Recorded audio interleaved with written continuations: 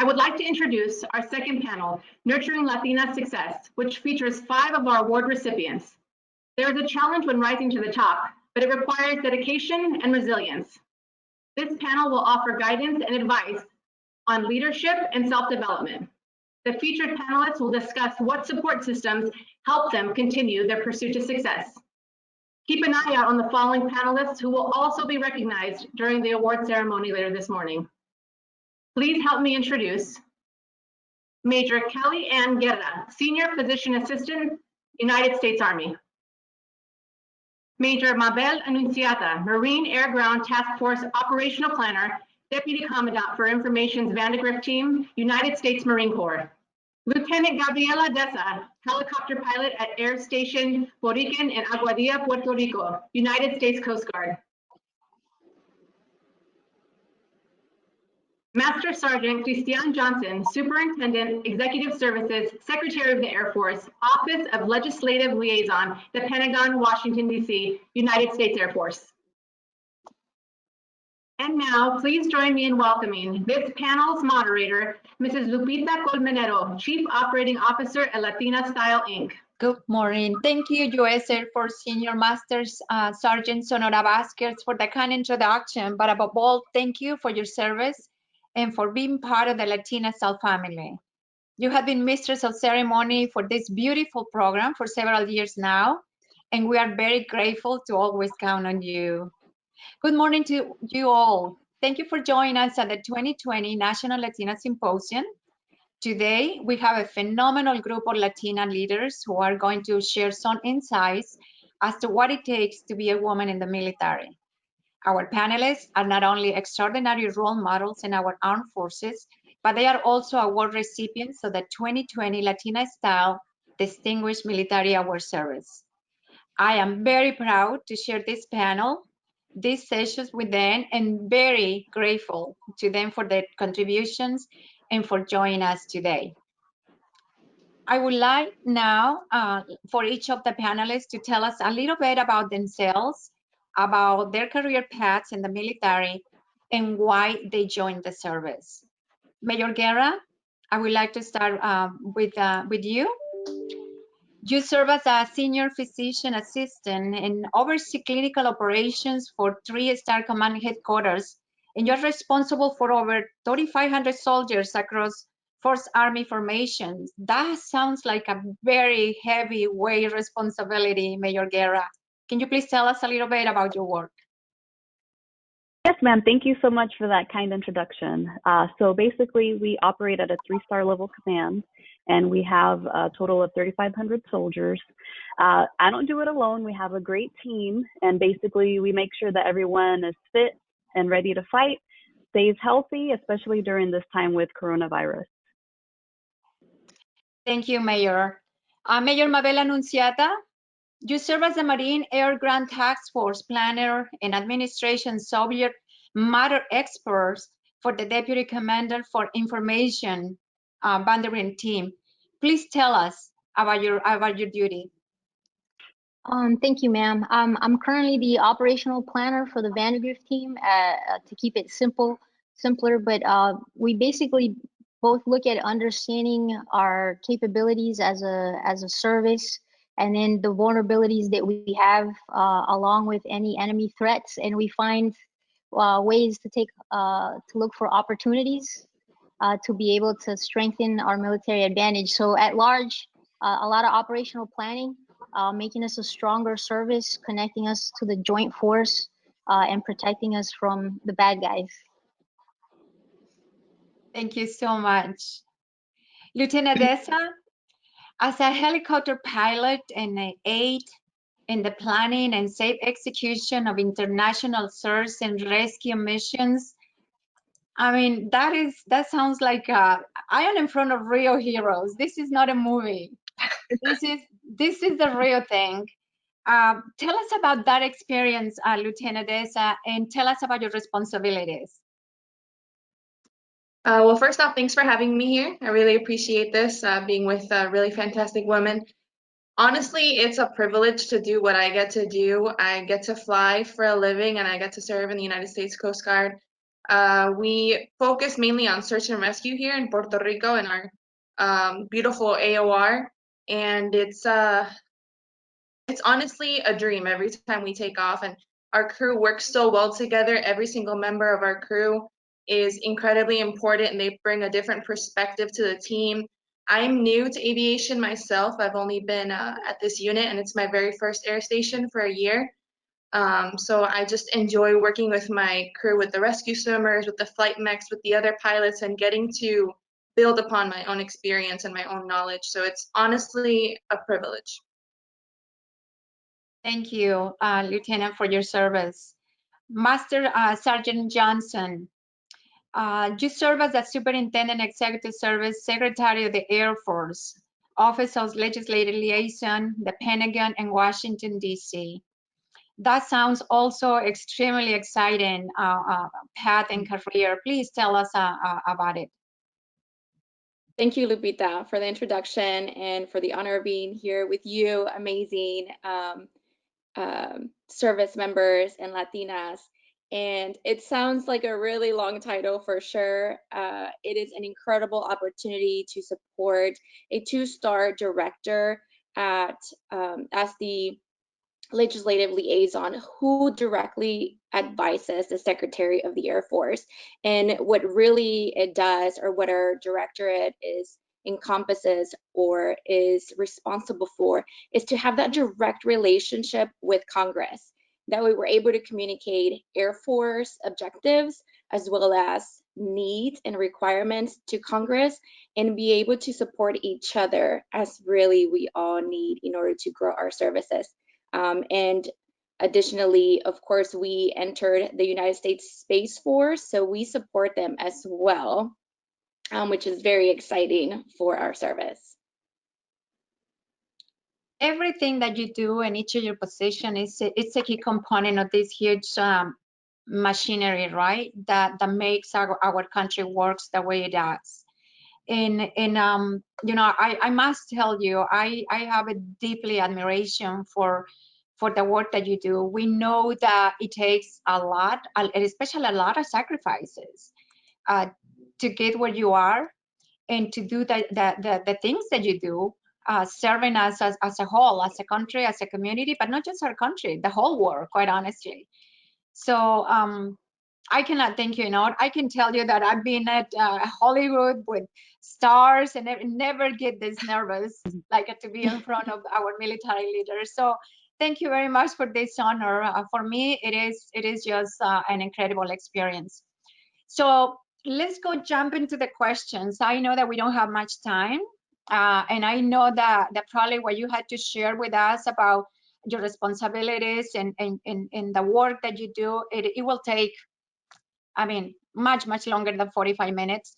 But I'm going to try to maximize the time that we have so you can enlighten our audience, and especially the future generations. I know of those who aspire. I know that because of the work that we do with our nonprofit organization, Parents Step Ahead, I know that there are a lot, and especially Latino kids, boys and girls, who aspire to be in the position where you are right now. And that's what we want, right? We want our people, our community to know what is what you do about the opportunities, the endless opportunities that the service offer for our community. And unfortunately, many times our community is misinformed about what the military service imply and is. And hopefully we can shed some light with your participation today. So we have some questions here, and the first question is going to be for all of you. And the question is, what challenge had you experienced as a woman in leadership? And that is very important, right? As a woman in leadership in the service. And how did you overcome those challenges? Major Guerra, would you like to start? Yes, ma'am. So I will say that as a woman in the military, you have to work twice as hard to be recognized for the same effort compared to a male, at least in the Army. I've seen that that's kind of how it's been. So basically, we have to go above and beyond to be able to be recognized. For example, a male does the same thing you did. They always seem to get, congratulations, kudos, you're doing great. And if a woman does it, it's like, oh, well, she's just doing her job. That's what she's supposed to do. So those are one of the biggest challenges to overcome in the military, but it is getting better. I feel like now we're definitely becoming more equal playing ground, especially with women in combat arms. So now we are seeing more of an equal. So that's just definitely something to have to deal with in the Army. Little by little, right? But it's good to know that the change is happening. So, Mayor Anunciada. The experience in our services are a little bit different. I think going to the point that Major Guerra just made, I think where I found that most was at the beginning. If either when you become first an enlisted Marine or a new officer, you don't have a reputation that people are going to recognize, right? And you also don't really know your organization so that you can work through the nuances of your service. To add that you're really young and you're trying to figure yourself out. So I think where I realized how to overcome it is when you're really comfortable in your own skin as a woman, and you recognize that it's about competence, right? I'm not competing to be the best female Marine. I'm competing to be the best Marine. And so my experience in the past 19 years, that beginning was rough, and then I realized myself that I need to not limit who I can be, and really try to outdo the standards that have been set for us. And from then I am supported by the men around me because they believe in my performance. So I don't know if that's different for the other services. I certainly, now it's a small service for us, our reputation goes a long way, and you kind of break through the barriers with your competence, the way that I've experienced it. Thank you, Mayor Anunciada. What Major Guerra said, working twice as hard, and when you said about confidence, I think it resonates. It resonates a lot. And I remember when my kids were started at school, I always say you had to work as harder and you had to work twice as hard as anybody else. Because on top of everything else, right, being a woman and in the military, and then also being Latinas, right? It's like right. a double, but it's also a double weight that also make us stronger than anybody else in a way, right? Right. Once So, you're accepted, yeah, go ahead. you're like, once you've been recognized for that, I've been told, hey, nobody's gonna work harder than you, so don't worry about it, right? Like, you've proven that, so that's who we want on our team, and that's I think you break the bias through that performance, and the next time the Latina comes around or whatever the minority is, they're like, I don't feel that way anymore, right? You're breaking those barriers.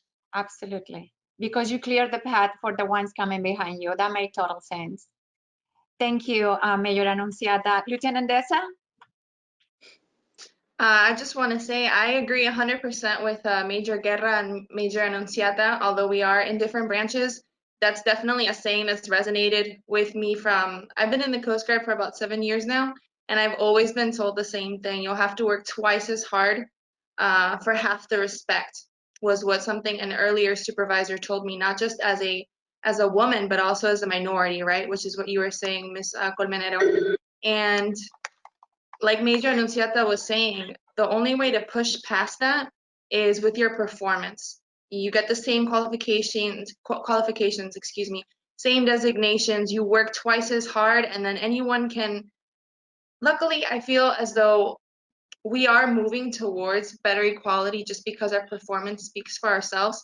But unfortunately, you will sometimes have those people who want to just base you off of how you look. You're a woman, so this is why you were put in this position. You're a Latina, this is why you were put in this position, right? To fill a quota. And the only way to fight against that, just let your performance speak. Put your head down, do work, and let your performance speak for you. So that's definitely a saying that I've always kept in the back of my mind. We push forward, and then we allow women we normalize women in the workforce, normalize women in our positions, and then we just open those doors for all the women trying to come in behind us. Absolutely. And you are doing a terrific job. Thank you. Thank you, Lieutenant. Master Sergeant Johnson. Wow, what can I say? I completely agree with everyone because it's true. It's I think it may also come from our heritage where we are told traditionally work hard, work harder than the person next to you. And so we take that with us to whatever career or occupation we decide to enter. And like some of you, my beginnings as an enlisted member in the Air Force were not the greatest. They were definitely tough times. But we also, in the Air Force, we've heard or we hear a saying, okay, so you entered the Air Force, but when did you commit to the Air Force? When did you enlist, right? Which is really when there's this switch. And it's probably mostly mental, where that confidence, that knowledge in your specialty comes, and there's this switch where all of a sudden everything makes sense and you start aligning your path towards the future and where you want your career to go. So that switch for me happened around 5 years in. I've been enlisted almost 18 years now, and I've loved everything. But if you notice, the Air Force, and I think, like you mentioned, all of our services are making huge strides to make this more of an equal process for all of us. We now have, well, the Air Force has a woman as a Secretary of the Service, and we also have the highest enlisted rank as of a month ago, who is also a female and a minority. So the first of, right, all of the services. I think we're working really hard as a Department of Defense as a whole. I think all of our services are working really hard. But everything that you ladies said, I think it's in our hearts because it comes from our heritage. Work harder, prove the person next to you wrong, keep going, do not quit. And so those challenges, even when they come, and we all have them, then I just look back and no, I can't quit. I have to keep going. I have to be true to myself. These are my values. And maybe you have a low day, but then the next day you go back to who you are as a strong Latina. You ladies are a wealth of inspiration. So we're talking about challenges in the military and how to overcome those challenges. And what I hear is work twice as hard, be confident, and also be knowledgeable, be informed and being educated. Those are key, definitely. So let's talk now about which woman in your life had been the most influential and why. You are where you are definitely because someone pushed you up and someone inspired you and someone supported you. Who that woman in your life will be, Major Annunciata? So for me, and it might be for all you ladies, that's my mom all day. We migrated here from Bolivia when I was very young. She was a lawyer in the first of her kind when she was in Bolivia, but when she came here, she started from the ground, you know, from zero, like many of our other immigrant parents. But she brought me here because she wanted me to have more opportunities in a society that's more accepting of me. And she's shown me about, you know, being strong while being compassionate, you know, perseverance, resilience, and really humility, which has helped me a lot in the service because we tend to be pretty cocky as Marines, so you got to balance it. And you know, every day I still call her because there's something that she's gonna push me that no other man can't. So I've had strong women around me in the Marine Corps, but I've not met a man stronger than my mother. So she's really the driving force for me. Thank you, Major. Lieutenant Deza? Thank you. So I definitely agree with Major Annunciata. My mom has definitely been that driving force for me and often that sounding board and that reminder. You know, as Master Sergeant Johnson was saying, sometimes you have bad days and you just forget your purpose, you forget your path, why you're even doing what you're doing, why are you struggling? And then my mom reminds me, you know, do you remember what you've overcome? And she just thinking back on, so she emigrated from Venezuela when she was very young herself, when she was 18. And in her household, you know, it's a very different time frame. It's a very different culture. She wanted to play soccer, for example, and it was like, no, that's for the boys. Certain things that she wanted to do, unfortunately, she didn't pursue just because it wasn't appropriate for her culture, or her family looked down upon it because they related it more to the male gender.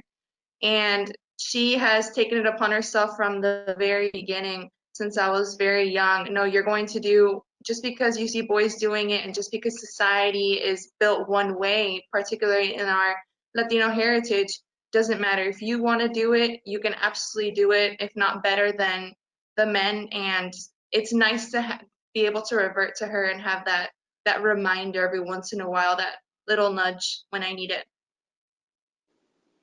Beautiful. Master Sergeant Johnson. I'll say it in Spanish because it'll sound the same. Mi madre. As you have already mentioned, that for me, my mother is absolutely the strongest woman I know, and my everyday most influential woman. We came to the United States when I was very young from Mexico, and all to give my sister, who was a special needs child, a better life.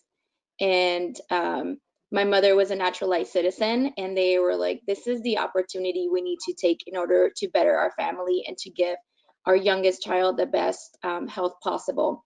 And the things I learned on a regular basis, not only from her dealing with a special needs child, but trying to nourish and encourage and empower a very we won't say stubborn, but outgoing and motivated oldest daughter, which is myself, was what I've taken with me to every organization, to every move, every new job, every new position.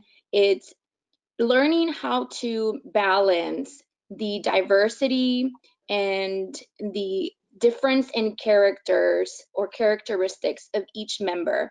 And the way she did it was flawlessly. And so I try to take that with me everywhere I go, to understand where someone is coming from, what they require to be successful, and for me to maintain a balance within that office or organization so everyone can grow simultaneously.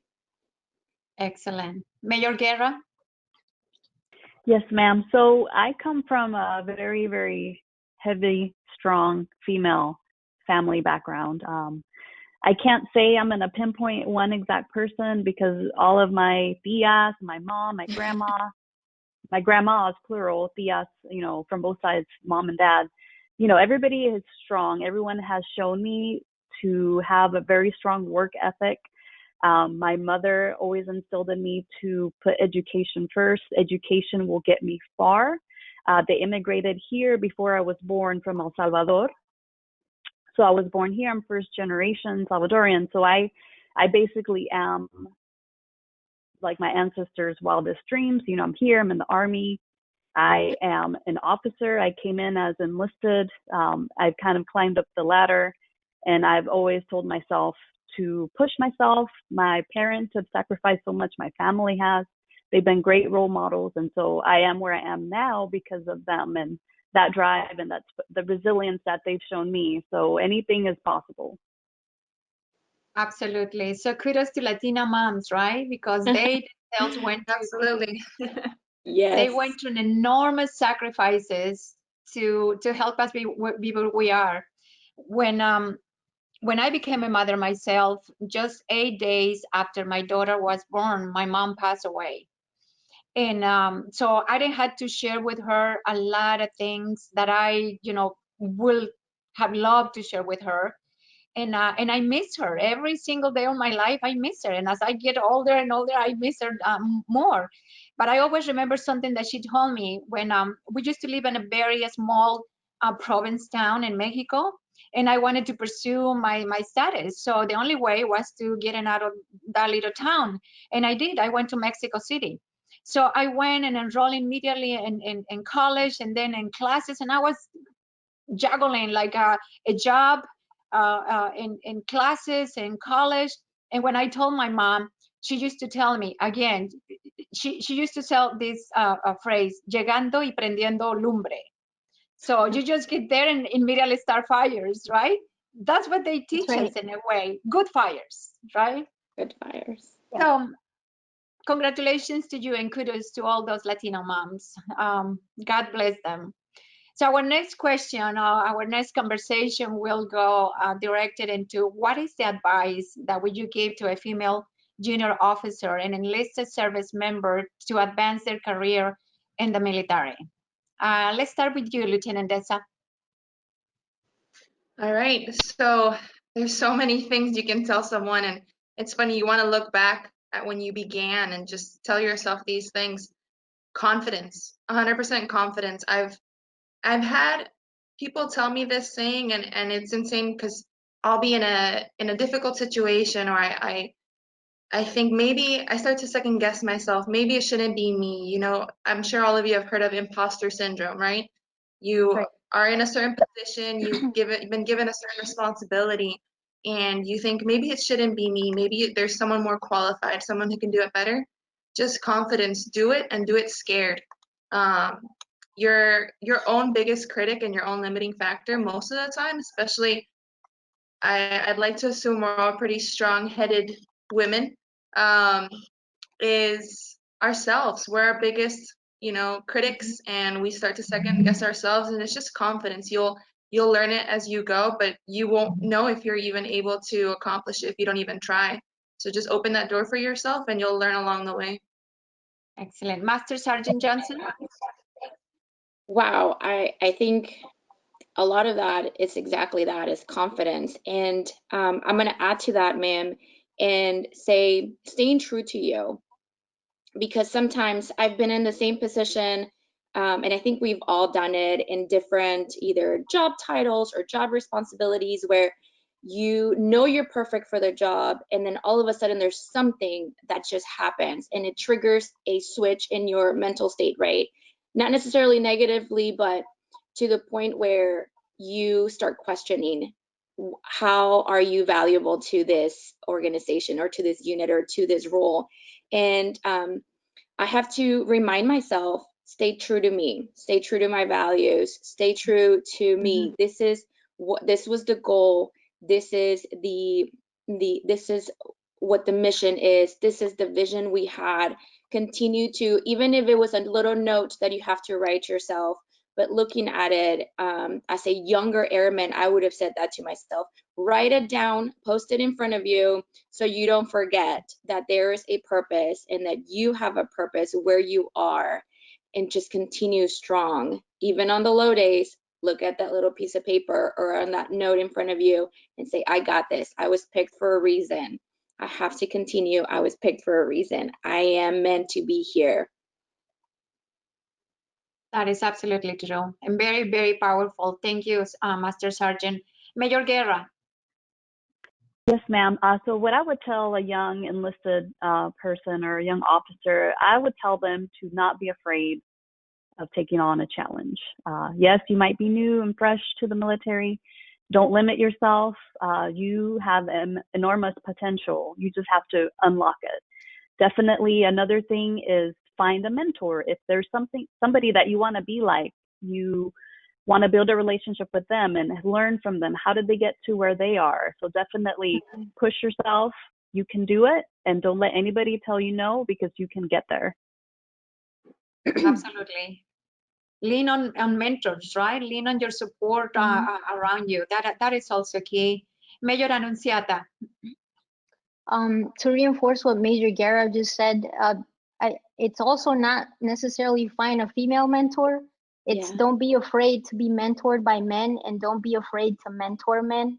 I think that it's important to embrace yourself as a woman or as a Latina, but at the end of the day, like, you all join the service for the same reasons, and that sameness brings you together. So like, we never say I'm a pilot or I'm a infantry guy first. We always say I'm a Marine. And so that's, you connect with your Marines, because for us, especially as officers, we're leading men majority of the time. And so they need to believe in us as their leader, not necessarily as a really good Latina officer. So you embody that and you share that with them, and then they stop seeing you like something else other than a Marine. So I think don't forget that you're really all driven by the same purpose. It just brings you together, and it gives you a pretty great experience every day when you're at work, right? When you talk about your team. So that's what I would offer. So in conclusion, what I hear is confidence and get to know yourself and believe in yourself. But that could be the hardest thing sometimes to do, right? That's right. Because sometimes Yeah, the that's major right. challenge that we face are those that we build in front of us.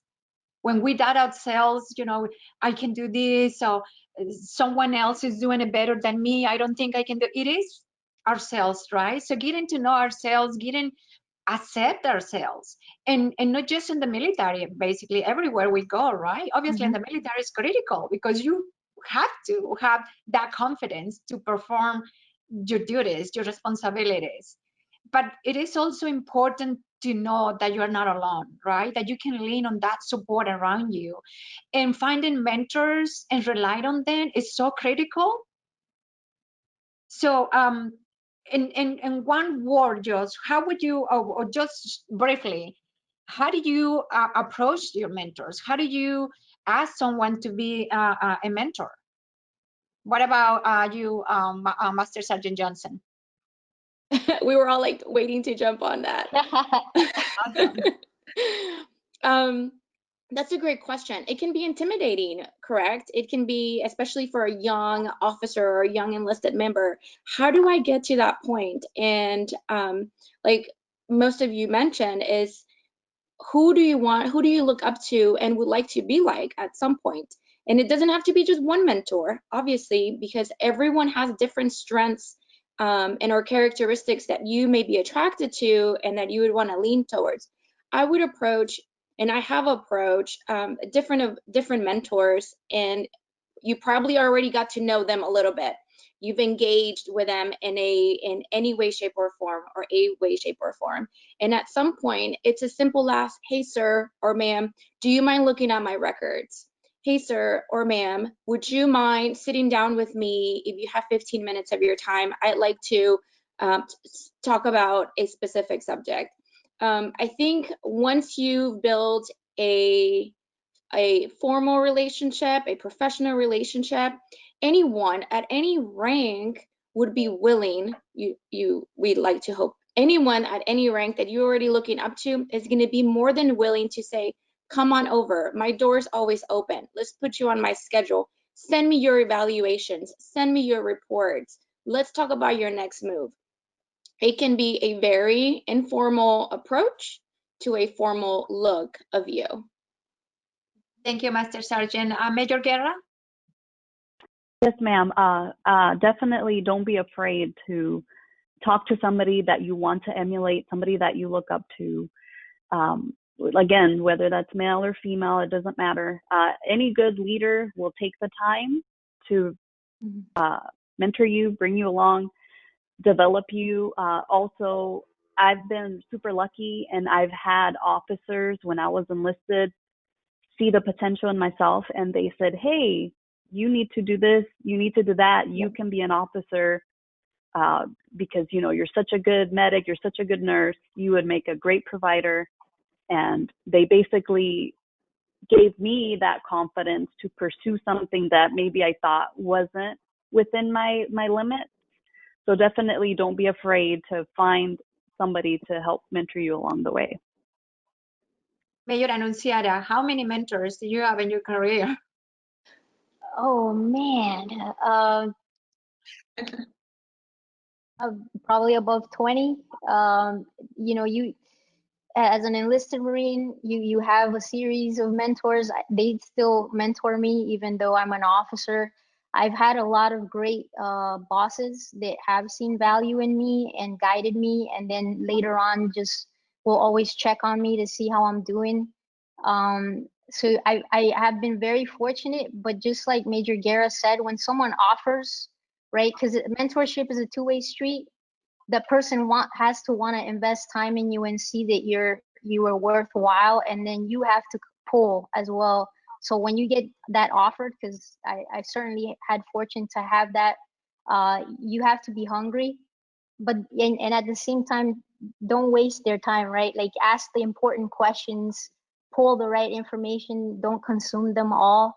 That's why it's good to have multiple mentors so that you can kind of balance the situation. So, but like I said, don't be afraid to have a male mentor, because for us, female Marines are less than 6% of the population. So if you're waiting for a woman, you might not get one.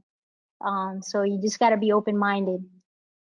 And that was actually my other question between that question. Lieutenant Deza, how did you maintain a mentorship? So previously, since I'm new to aviation, I've only been in for a year in aviation. I was doing prevention, and like everyone else was saying, having that what's the word I'm looking for? Those varying perspectives by having different mentors in different career fields, not just in aviation, having enlisted mentors and officer mentors really brings a lot to your table. And I just check in with them every once in a while. And if you see someone that you would like to emulate, as we've been saying, I've learned you just need to be approachable and be vulnerable. It takes a lot for you to go up to someone and ask them, hey, I really like what you've done with your career, or I like the way you carry yourself, or I like the way everyone seems to really respect you as an officer or as a senior enlisted member or junior enlisted member. And I would like to learn from you, and I would like to just be able to chat with you every once in a while. And just being vulnerable and being able to just go up to someone that you admire or that you respect really pays dividends for you in the long run, because who doesn't like to be approached by someone and get told, hey, I really would like to learn from you? So it's a win-win on that end, and then you also get that experience back from that person. So honestly, it just boils down to being vulnerable. Whether you want someone to be your mentor or you want someone to be your mentee and you think that they would benefit from your experiences. So we talk about what it takes to be in the military, right? And being a woman. And I think we have a lot of information. We have a lot of more questions. We don't have much time, unfortunately. But I think the next question is it's a key question, especially for Latino parents, that most of the time are misinformed about the opportunities provided by the military, and they face fear every time they learn about their kids' desire to join the service. So what is your advice to those parents of young adults who want to join the service? And let's just start with you, Master Sergeant Johnson. That is such a great question, honestly. And I probably could spend a good hour talking about it because I had quite the experience, which I'm sure you all did as well, when I told my parents at 17 years old that I wanted to enlist in the military. Both my parents are professors in Mexico. So they're very much education based, and their whole thought was you're just going to go straight to college and that's what's going to happen, and you might as well become an educator too. And when I was 7, and we probably most of us have experienced the cultural tradition that women and do not leave, Latino women, we don't leave our home until you're married. So me leaving at 17 years old was quite the shock. What I advise both for the young person who is wanting to enlist in or commission is educate yourself on how to educate your parents. Because I brought recruiters, ROTC instructors, I think it was a regional superintendent of the recruiting unit. Every single one of them at different points, because my parents kept saying no, sat down in my living room and explained to my parents what the difference was. And so I had to educate myself on how to make my parents feel more comfortable of what my goals were. And once they sat down and I really was able to articulate, it's not what you think because it's only what you've seen on TV, then they said, we trust you and we trust everyone that's come here to let us know. So I think parents also need to if your child is letting you, it's opening this door and letting you know and informing you of all of the possibilities. It's not just a dream. These are all real possibilities, and we are a testament of those struggles and those opportunities. So I say give it a chance because it's worked out so well for us so far. As a military man myself, I can tell you that that is not an easy task at all. I remember when my daughter, and she was precisely inspired to join the service because this program, because of what we do.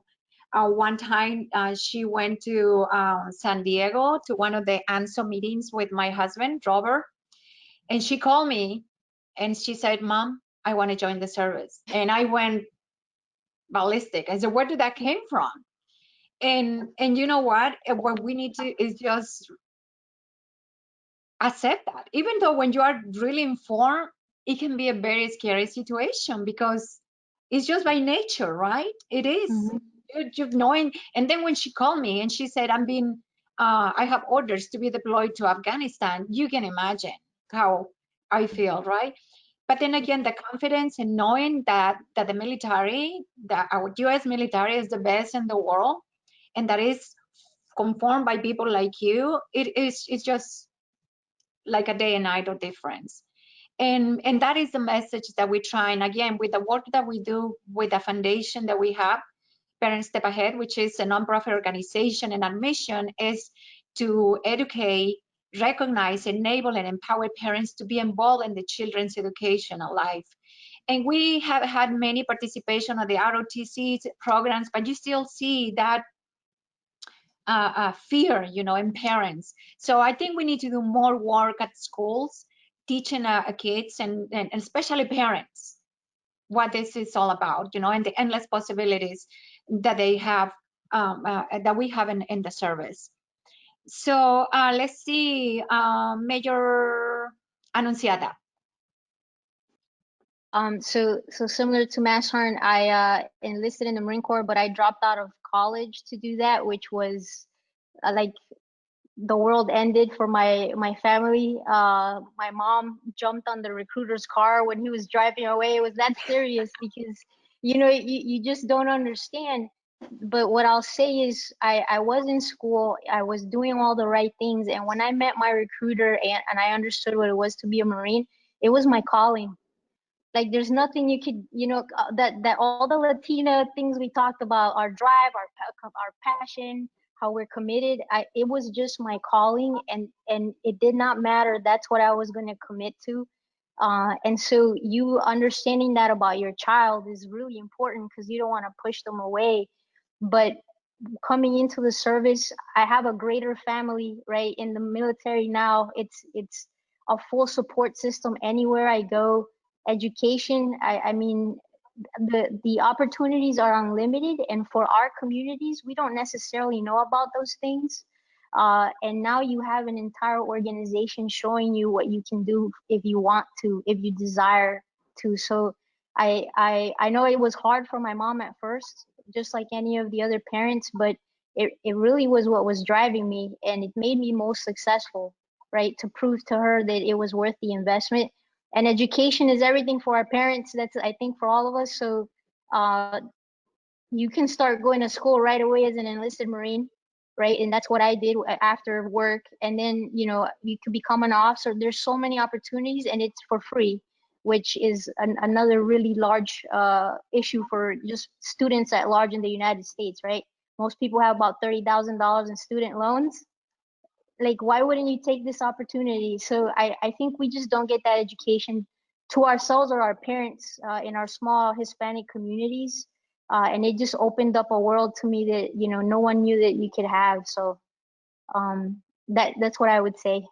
So being informed and being empowered is the key, right? Because the last thing that we as parents want to do is to be a challenge, it's to be on the way of the dreams of our kids.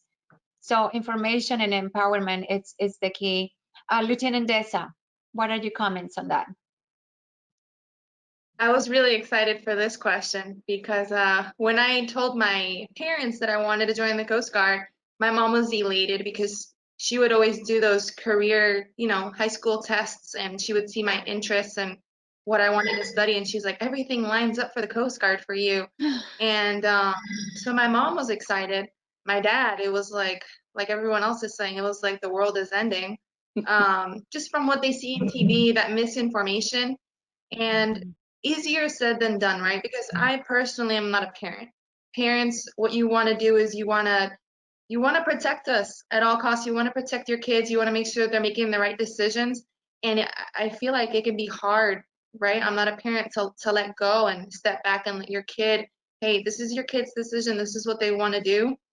That informing yourself, learning about the service, learning about what they're going to do, all the opportunities you have, like education is what we talked about, and all these follow-on opportunities once you leave the service are very important.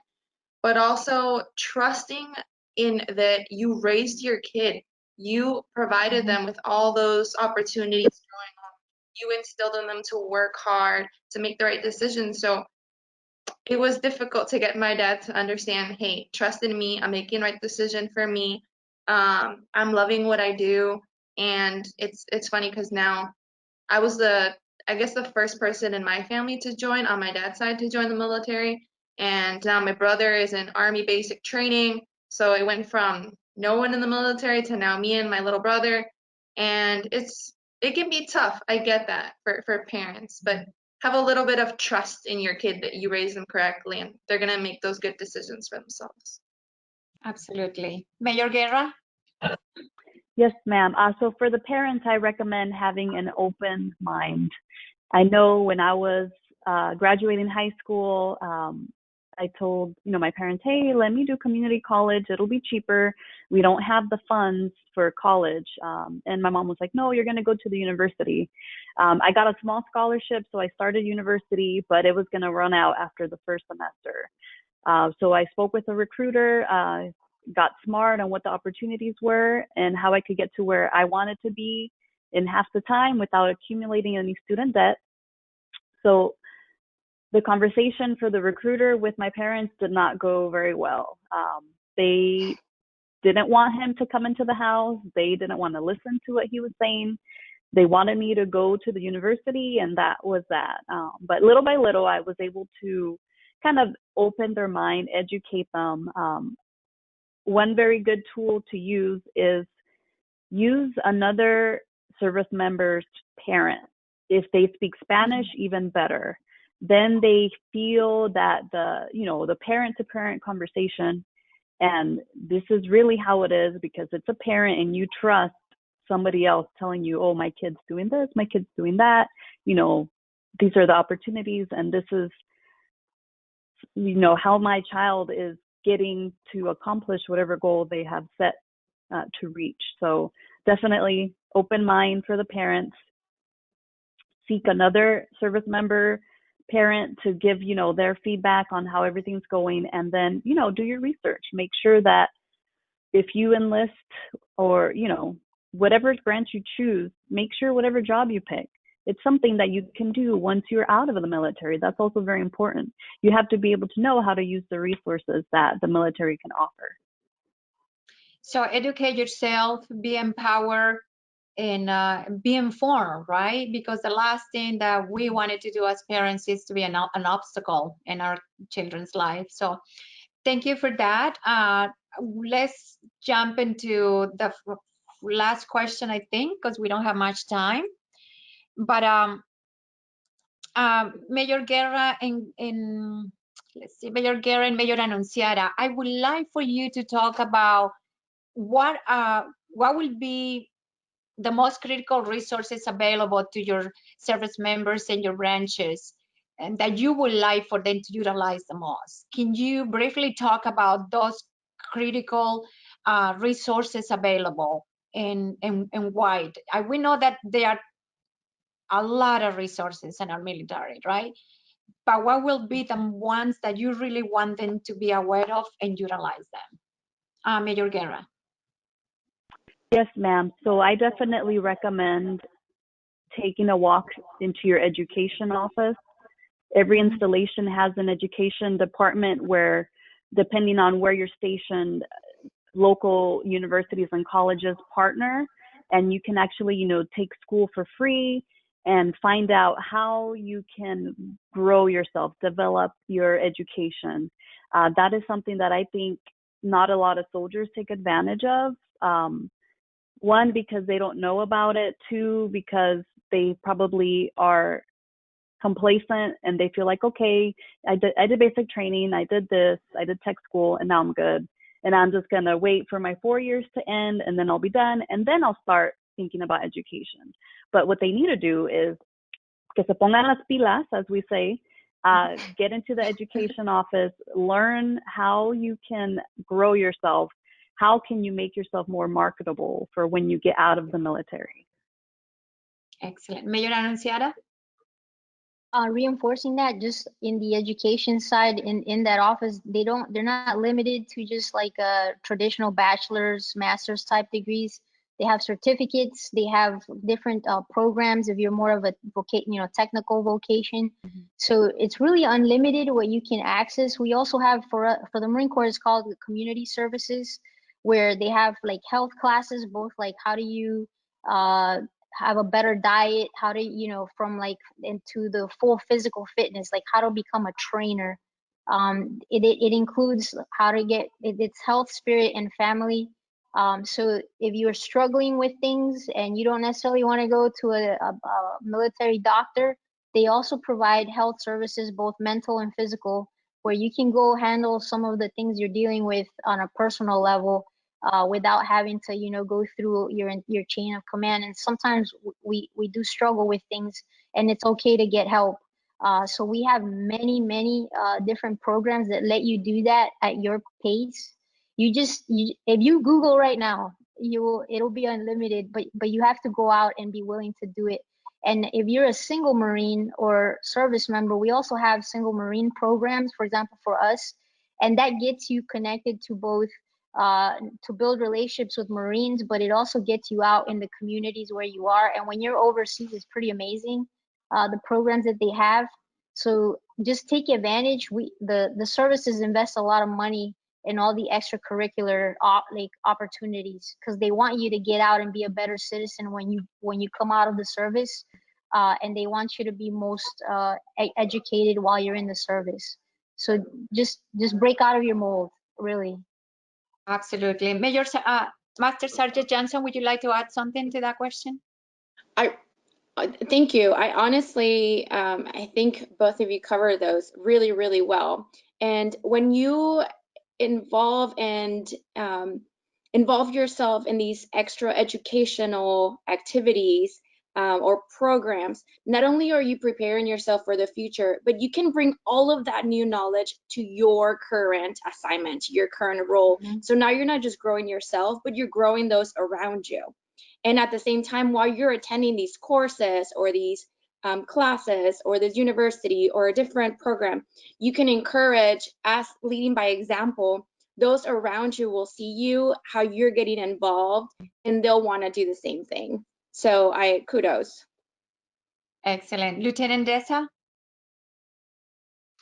I agree with everyone. That education piece is very important to planning not just the rest of your career and allowing yourself to apply and be eligible for all these other amazing opportunities within the service, but also following on and building more opportunities for yourself once you leave the service. So I just agree with everyone else. Definitely the education piece is very, very important, and use those resources while you have the time, and while you can lean on other people to point you in the right direction. Excellent. I keep saying that this is going to be the last question, but I promise this is going to be the last one, because I think it's also very important, your feedback in this. And the question is, how do you as leaders ensure to foster a safe space for your service members? And Mayor Guerra, do you want to answer that? Go first on that one. Yes, ma'am. So the very first thing is to let whoever is working for you or with you know that you are approachable. You are somebody who will take any kind of complaint or, concern seriously. That, I think, is number one, is to know that you're not going to brush somebody off. if they come with a problem or a concern to you, you want to ensure also that you are setting the example, that you don't tolerate any kind of, sexual harassment, innuendos, any kind of jokes at work, to make sure that the environment that you're in is, inviting, it's warm, and it's professional. So I think number one is to be approachable. Number two is also being educated and knowing who you need to call in case something happens. Somebody was discriminated against because of their ethnicity, their sexual orientation. You need to know who to call. If somebody complains of a sexual harassment, you need to know who to call there as well. So you need to be educated as a leader on what resources you have, and then on fostering that positive workforce environment. Thank you, Mayor Guerra. Mayor Anunciata? Completely agree with Major Guerra. We call it like command climate, right? That positive command climate where people feel they can approach their leaders or their other service members. We're constantly reinforced with training, right? We're always letting our people know what it is, that the resources they have, what are the right and wrong things. So you're constantly working on our personal growth, our ethics. I also think just having open conversations about difficult things. Usually in the civilian sector, you don't necessarily say, hey, let's talk about sexual assault or let's talk about racism, right? Let's bring this out and just have open conversation about how you feel. We do that in the service.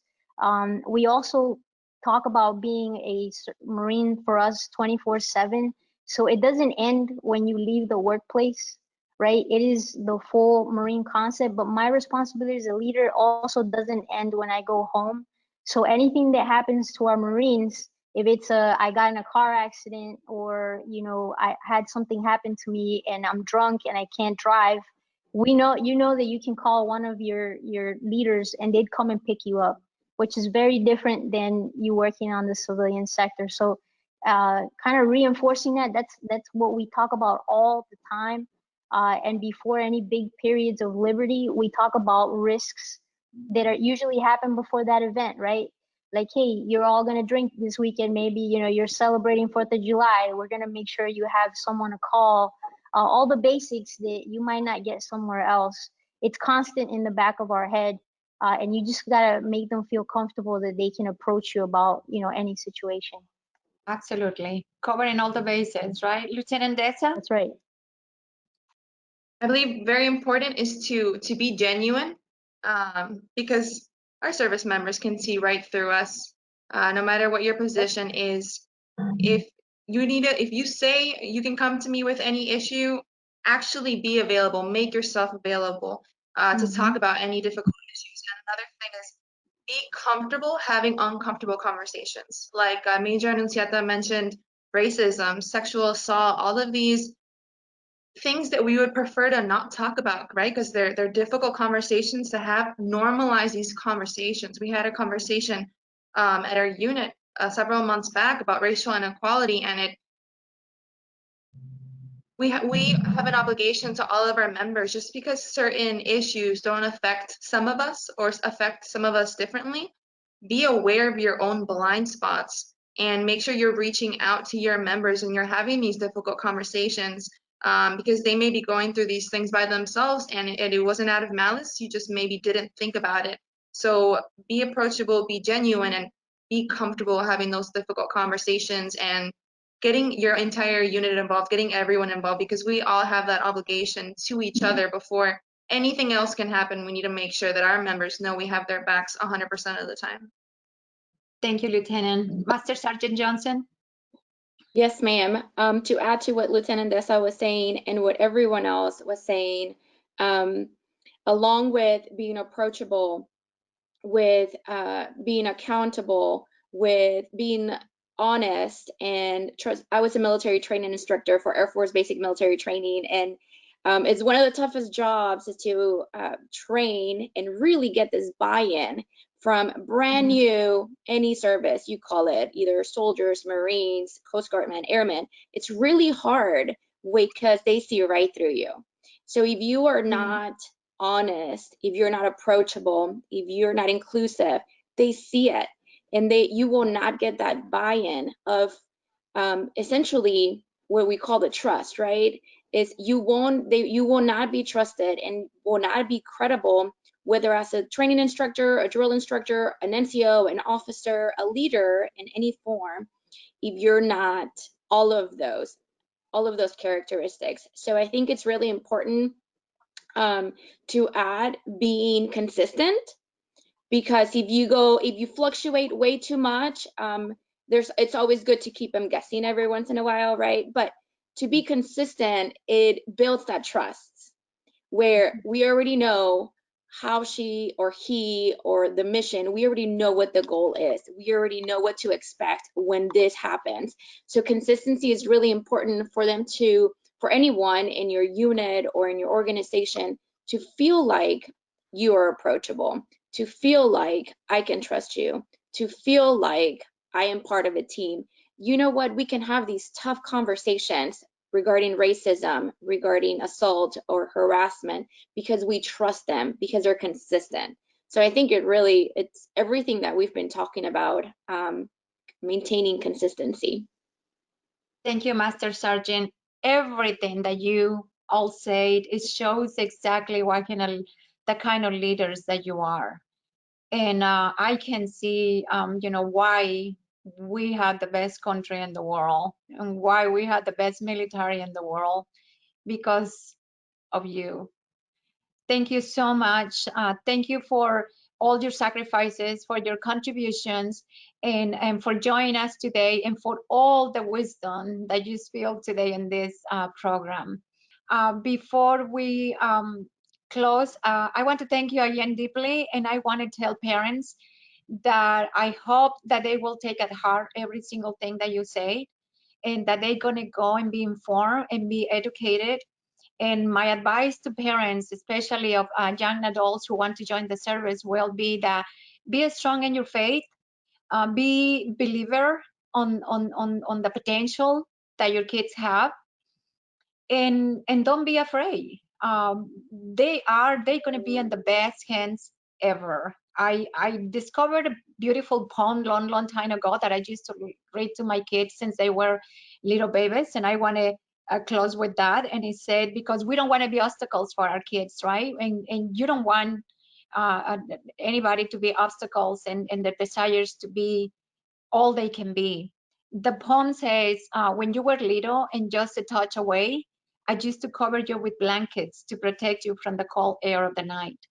Now that you are away and out of reach, I cross my hands and cover you with prayers. I think as parents, that's the only thing we can do, right? And making sure that they know that they're not going to be alone, that they have a strong support system out there, and amazing leaders like you. So thank you so much for joining us. It's a great honor for me to share this discussion with you, to share this program. And God bless you all. If there is anything else that you want to say before we close, please do so. I just wanted to share a phrase that I just remembered that my mom instilled in me from the very beginning. Whenever you're in a difficult situation, I feel like the importance of this entire symposium is representation, right? Not just for us, we are being recognized, but most importantly, we can instill in everyone else that, hey, this could be you. You have every opportunity and you can do anything you want. So the saying that I remembered from my mom is, yo soy, lo puedo, es fácil y lo voy a lograr. And I feel like everyone should just say that to themselves, remind themselves that they have all the ability to achieve anything that they set their minds to. That's right. Mayor Guerra? In closing, I just want to say thank you so much for this opportunity to even be here amongst all these great leaders.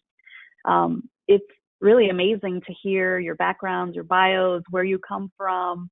We all pretty much had humble beginnings, and this is like the biggest thing we can do to make our parents proud, to be part of something bigger than ourselves. I can imagine my life if I never joined the military. So I definitely feel that this is a special kind of person that gets that feeling in their heart where they want to serve, especially our country. I just wanted to give back for my parents, immigrating here, getting so much opportunity and making my life much better. I had to give back. So that's why I chose the military. And I say thank you to all of you for serving as well. Mayor Anunciada. It feels like I know all of you, and we share a lot in common. So there is a lot to say about being a Latina and the way that we've been raised, because I usually talk about just being a Marine, but I certainly feel like we all share the same values and believe in the same things. So thank you. It's a pleasure to meet all of you. And I feel just like you, my mom, when she came here, she always talked about this is the place that has opportunities if you're willing to work for them, right? It's a give and take. She thought I wouldn't have the limitations we have in our countries where it's, very machista and kind of has the real glass ceilings. And I've lived that every day, and I feel very fortunate to be in this position and continue to serve. So I'd love to see you ladies somewhere else. Very nice to meet all of you. Master Sergeant Johnson. Well, thank you again for the opportunity. This is incredible. I also feel the exact same sentiments. I feel like I know you ladies already. I look up to you, and I congratulate you for your careers and in being inspirational. And I'm really just humbled at the opportunity. Like you mentioned, we all came from humble beginnings. I was always told you can do whatever you set your mind to, and I try to tell my kids the exact same thing. I say young teenager saying this is what I want. It doesn't matter. I'm going into the Air Force. I felt like it was also my calling. I still feel like it's my calling. I don't see myself doing anything else, at least right now.